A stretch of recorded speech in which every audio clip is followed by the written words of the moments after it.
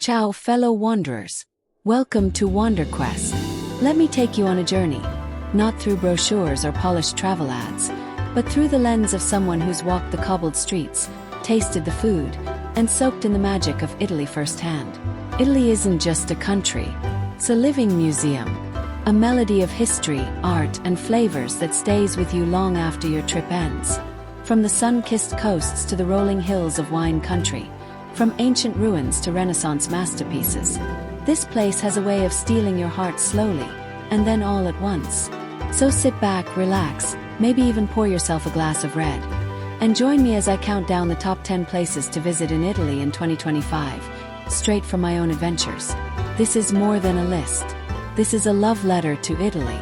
Let's begin. Cinque Terre. The first time I saw Cinque Terre, I genuinely thought I had stepped into a painting. 5 little villages, each more colorful than the last, clinging to the cliffs above the Ligurian Sea. Monterosso, Vernazza, Corniglia, Manarola, and Rio Maggiore, each with its own charm, connected by winding trails and sun-drenched coastlines. I remember hiking from village to village, the scent of lemon trees in the air, stopping for seafood pasta and a glass of local white wine with views that just didn't seem real. The beauty here is raw and honest. It's where you slow down, breathe deep, and just exist. 9. Verona. Verona isn't just the city of Romeo and Juliet. It's a place that feels like it belongs in a love story. I arrived in the late afternoon, the light casting a warm glow over the old stone bridges and medieval squares. I wandered without a map, discovering quiet piazzas and cozy cafes tucked between Roman ruins and Renaissance palaces. One evening, I watched an opera inside the ancient Roman arena. Stars above me, music echoing through centuries. It was magic. Verona is elegance without ego. A city where history and romance live side by side. The Dolomites. If you've ever wanted to feel humbled by nature, head to the Dolomites. These mountains don't whisper, they roar. I stayed in a little alpine lodge near Lago di Braies, waking up each morning to mist curling over jagged peaks. Days were spent hiking quiet trails and stumbling upon family-run huts serving homemade strudel and hearty pasta. There's a kind of stillness here that resets your soul. And when the golden hour lights up those pink stone peaks, it's unforgettable. 7. Milan. Milan surprised me. Yes, it's stylish and modern, a fashion capital pulsing with energy, but it also holds a quiet grace.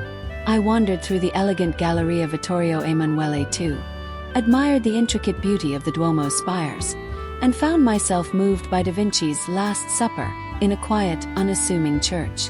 But Milan's soul isn't just in its art or architecture. It's in the way locals sip espresso at the bar, how evenings unfold along the canals of Navigli, laughter bouncing off the cobblestones.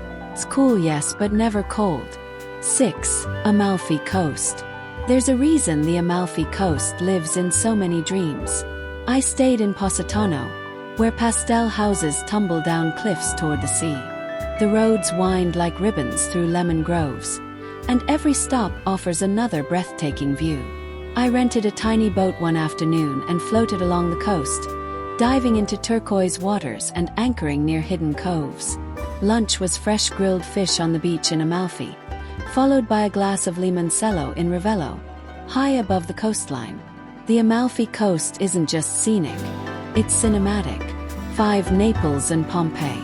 Naples is raw, real, and bursting with life. I loved how the streets buzzed with scooters and shouts, how laundry fluttered from balconies, and how every bite of pizza tasted like a religious experience. But just a short train ride away, everything changes. Walking through Pompeii was like stepping through a portal, the city frozen in time beneath the shadow of Mount Vesuvius. Streets, villas, frescoes, even loaves of bread still in ovens. It's powerful, humbling, a reminder that life is fleeting and beautiful. For Florence. Florence was the city that made me fall in love with art all over again. I remember standing before Michelangelo's David, stunned by the detail and emotion carved into stone. Climbing the Duomo to see the city stretch out beneath me, red rooftops bathed in golden light. But what I loved most was the atmosphere. How every corner holds a sculpture, a story, a slice of history. And the food. Oh, the food. Ribollita soup, Florentine steak, gelato that melted like poetry. Florence doesn't shout, sings. Free Venice.